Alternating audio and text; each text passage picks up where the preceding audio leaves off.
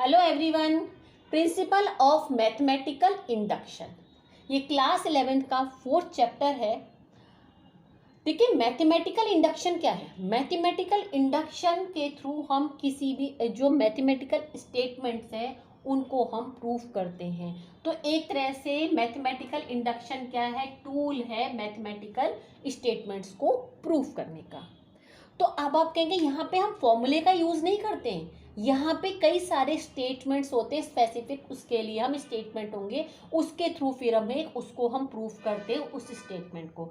और वो स्टेटमेंट जो आपका जनरल स्टेटमेंट है उसको हम कई सारे स्पेसिफिक स्टेटमेंट के थ्रू प्रूफ करते हैं, वो होता है मैथमेटिकल इंडक्शन। तो देखिए पहले इसको फिर यही समझ लेते कि क्या डिडक्शन और इंडक्शन क्या हुआ। डिडक्शन मतलब क्या हुआ कि कोई जनरल हमारा स्टेटमेंट है ऑल के लिए जो है उससे स्पेसिफिक स्टेटमेंट करना, और इंडक्शन क्या है कि स्पेसिफिक कई सारे स्टेटमेंट्स हैं उसके थ्रू एक जनरल स्टेटमेंट निकालना।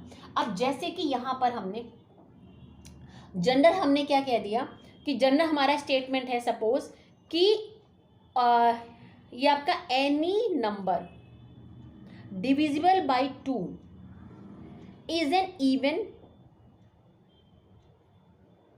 नंबर। ये हमारा जो है ये है कि any number divisible by 2 is an even. तो कोई भी नंबर यदि 2 से डिविजिबल है तो वो क्या है, हमारा इवन नंबर है।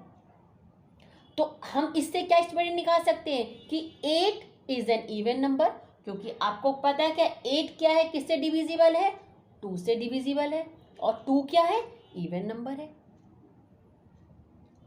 तो ये एक तरह से हमारे जनरल से स्पेसिफिक निकाला। जनरल सबके लिए हो गया कि कोई भी जो नंबर हमारा 2 से डिविजिबल है वो इवन नंबर होगा। या जैसे कि हमने कहा कि all human being eat food, ये जनरल हुआ। अब हम ये भी कह सकते हैं कि Ram eat food, Sita eat food, किसी का भी नाम लेके कह सकते हैं, क्योंकि वो सब ह्यूमन बीइंग हैं। ह्यूमन बीइंग के लिए क्या हुआ कि ऑल, सारे के सारे हमारे जो ह्यूमन बीइंग है खाना खाते हैं। तो हर एक कोई भी ह्यूमन बीइंग होगा, कोई भी स्पेसिफिक हमारा नाम होगा, वो सब क्या होंगे, खाना खाते हैं। तो ये जनरल सबके लिए हुआ कि ऑल स्पेसिफिक हुआ। अब जैसे यहाँ पर स्पेसिफिक है, हम उल्टा बोलें कि Ram eat food, Sita eat food, कई सारे के नाम पर हमने करा, रिजल्ट निकाला, क्या निकाला कि all human being eat food.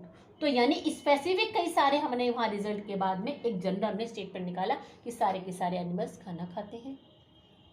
इसी तरह से ये हुआ कि मतलब ह्यूमन बीइंग क्या करते हैं, ब्रीथ करते हैं, क्या करते हैं, ऑक्सीजन करते हैं। तो हर एक के अलग अलग स्टेटमेंट यहाँ पर आएंगे, उससे क्या रिजल्ट निकालेंगे कि जितने भी हमारे ह्यूमन बीइंग है सबकी सब ऑक्सीजन को ब्रीथ करते हैं, और जो है कार्बन डाइऑक्साइड को बाहर एक्सहेल करते हैं। इनहेल O2 करते हैं और एक्सहेल CO2 करते हैं। तो वो जनरल आ जाएगा। कई सारे स्पेसिफिक, तो स्पेसिफिक कई सारे हमारे स्टेटमेंट हैं, उससे जनरल स्टेटमेंट निकालना वो इंडक्शन होता है, और जनरल से स्पेसिफिक वो होता है डिडक्शन। तो देखिए अब इसको हम पहले समझते हैं, आगे हम पहले समझेंगे इंडक्शन को, प्रिंसिपल बाद में समझेंगे, पहले समझते हैं। देखिए समझ लीजिए, अब देखिए सपोज ये टाइल्स हैं, तो हमने एक टाइल को, मतलब बेस स्टेप क्या है कि हमने द फर्स्ट टाइल फॉल्स, हमने एक टाइल को गिराया, बाकी सारी टाइल्स क्या हुई, गिर गई। ये हुआ डोमिनोज इफेक्ट। कि बेस स्टेप क्या हुआ कि फर्स्ट टाइल को हमने फॉल करा, तो उसके बाद में सारी टाइल गिरती चली गई, उसमें इंडक्शन हमारा हो गया, गिरती चली गई सारे के सारे हमारी। तो हम इसको कैसे देखेंगे यहाँ पर कि यदि फर्स्ट टाइल गिरी है तो इट मीन्स क्या, in the event that any tiles fall it's successive necessarily fall, कि यहाँ पर कोई एक के टाइल है, यहाँ पर ये वाली 1 यहाँ पर है, इसको हमने गिराया, तो यहाँ पे कोई एक के टाइल है वो गिरेगी, तो आगे K+1 भी गिरेगी, आगे एक, यानी कि आगे की जो कंसेक्यूटिव हमारी टाइल है वो गिरती चली जाएंगी हमारी वो, ये हमारा इंडक्शन हो गया। तो पहला वाला बेस स्टेप क्या हुआ कि जो फर्स्ट टाइल है वो गिराई, और उसके बाद इंडक्टिव स्टेट ये हुआ आपका, इंडक्टिव स्टेप क्या हुआ हमारा कि बाकी क्या, in the event that any tiles falls its successor necessary भी फॉल, यानी 1 गिरी और उसके बाद आगे कोई के नंबर की हमारी टाइल है हमारी वो गिरी, तो K+1 भी गिरेगी, आगे गिरती चली जाएंगी, ये हमारा इंडक्शन इसमें हो जाएगा, आगे सब टाइल गिरती चली जाएंगी, कि डोमिनोज इफेक्ट है। तो प्रिंसिपल ऑफ मैथमेटिकल इंडक्शन भी यही है कि पहले हमें यदि किसी को सपोज ये वाला एग्जांपल है, हम कैसे प्रूफ करेंगे, पहले इसको P1 यानी 1 के लिए प्रूफ करेंगे। यदि 1 के लिए ट्रू है, पहला वाला स्टेप होगा 1 के लिए ट्रू है, मीन्स P1, इसको हम बोलते हैं P क्या होता है आपका, P को हम कहते हैं ये आप और mathematical statement, P means proposition और मैथमेटिकल स्टेटमेंट कि 1 के लिए यानी n इक्वल्स टू 1, n क्या है, नेचुरल नंबर। ये मैथमेटिकल इंडक्शन किसके लिए होता है, नेचुरल नंबर्स।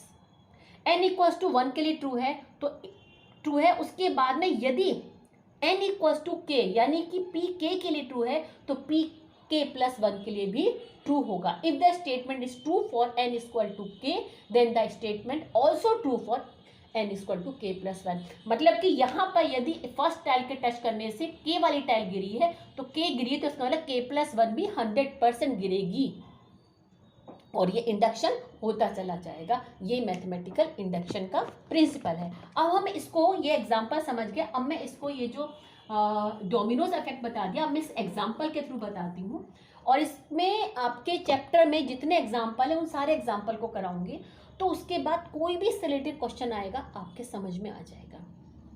एग्जाम्पल आप सोचेंगे बुक में तो करे हुए मैम क्यों करा रही हैं, वो इसलिए बुक में करे हुए अलग होते हैं, मैं जो आपको समझा के कराऊंगी आपको और अच्छे समझ में आएगा और इसको मैं मैथमेटिकल इंडक्शन को एग्जाम्पल के थ्रू के रूप उसके रूप में ही समझाऊंगी। तो देखिए अभी इसको देखिए, this statement is true for all natural number, for all natural number, this statement is true for all natural number.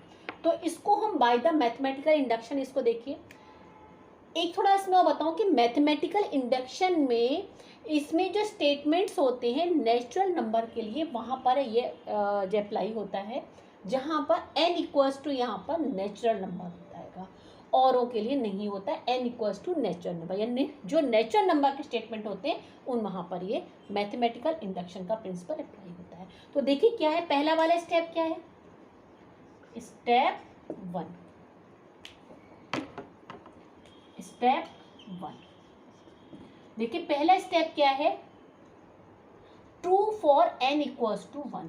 पहले हम n इक्वल्स टू 1 के लिए प्रूफ करेंगे यानी कि P1, तो 1 मिस n इक्वल्स टू 1 मिस जो लेफ्ट हैंड साइड है वो तो क्या हो जाएगी, 1 हो जाएगी।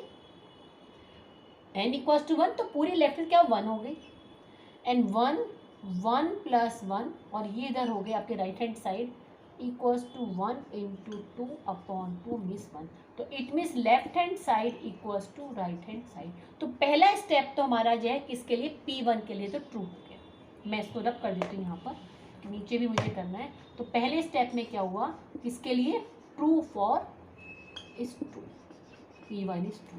अब सेकेंड स्टेप में क्या करेंगे, इसमें हम सेकेंड स्टेप क्या है, if the statement is true for n equals to k then the statements also true for n equals to k plus 1।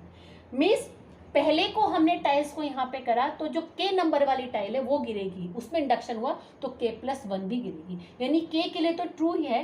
तो यहाँ पे स्टेप 2 में pk के लिए हमारा क्या ट्रू है, तो इट मीन्स क्या हो गया 1 plus 2 plus 3 plus k equals to k plus 1 upon 2। तो p के लिए हमारा क्या है, ट्रू, ट्रू फॉर p, यहाँ लिख देती हूँ चाहे मैं ट्रू। तो p के लिए ट्रू है तो यहाँ पे इसका तो ट्रू है, तो आगे इम्प्लाइज क्या है, p k प्लस 1 के लिए ट्रू होगी। अब हमें इसको ट्रू करना है, ये तो इसका तो ट्रू है, यहाँ इसके लिए हमें ट्रू करना है, किसके लिए, p k प्लस 1 के लिए। यहाँ मैं लिख देती हूँ p k, यहाँ लिख देती हूँ, स्पेस थोड़ी सी कमी हो जाएगी, अदरवाइज कंप्लीट फिर ये नहीं हो पाएगा। ये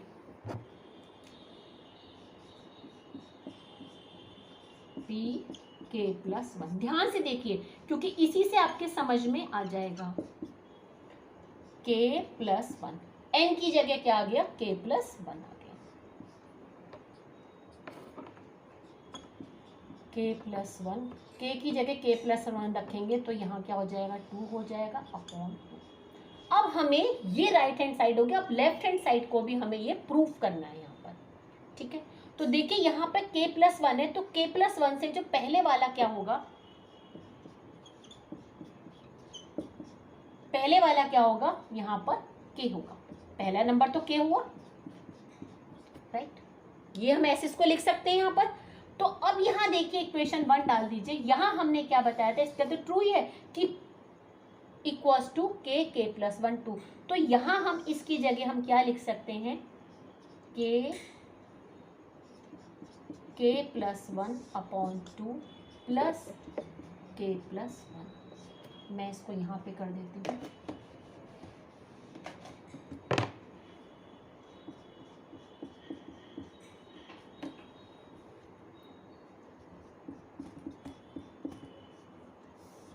यहाँ तक 2 है ये। तो देखिए k + 1 दोनों में, k + 1 को मैं यहाँ कॉमन ले लेती हूँ, k/2 + 1। जब इसको मैं सॉल्व करूंगी तो क्या आ जाएगा यहाँ पर, k + 1 k + 2/2। तो देखिए राइट हैंड साइड आ गई ना कि left hand side equals to right hand side. तो इस तरह से कोई भी हमारा होगा इसी उसमें होगा, 2 स्टेप में होगा। पहले स्टेप में उसको हम कैसे प्रूव करेंगे, n = 1, n इक्वल यानी कि P1, P क्या है हमारा, P है हमारा मैथमेटिकल स्टेटमेंट, कि वो जो स्टेटमेंट है 1 के लिए ट्रू है। सेकेंड वाले स्टेप में कि वो k के लिए प्रूफ है तो k + 1 के लिए भी होगा। तो k के लिए यहाँ पर है, k रख देंगे, उसके बाद k + 1 के लिए प्रूफ हो गया।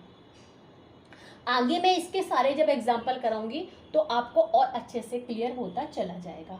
यहाँ तक आपको इतना समझ के प्रिंसिपल इंडक्शन क्या है कि किसी भी मैथमेटिकल स्टेटमेंट बट वहाँ पे n = नेचुरल नंबर के लिए कि जो उसके थ्रू हम उसको प्रूफ करते हैं by the mathematical induction. 2 step है, पहले स्टेप में क्या करते हैं, जो स्टेटमेंट है ट्रू फॉर n = 1, और सेकंड वाले में कि यदि वो k के लिए हमारा जो है, यदि k के लिए वो ट्रू है तो p k + 1 के लिए भी ट्रू होगा। 2 स्टेप के थ्रू हम उस स्टेटमेंट को, अब ये वाला जो हमारा है वो हमारा जनरल स्टेटमेंट हो गया। इसके उसमें कर, तो देखिए यहाँ पे हमने किसी फॉर्मूले से उसको प्रूफ नहीं करा, हमने जो स्टेटमेंट को हमारे स्पेसिफिक जो स्टेटमेंट है उसके थ्रू हमने करा। तो कौन से, यहाँ पे 2 स्टेप के थ्रू हम इसको स्टेटमेंट को हम प्रूफ करेंगे। ये मैंने एग्जाम्पल के फॉर्म में प्रिंसिपल इंडक्शन को आपको समझाया। अब मैं आपको जो बाकी जो बुक में जो 8 एग्जाम्पल है वो मैं आपको नेक्स्ट वीडियो में कराऊंगी। Okay then, bye bye.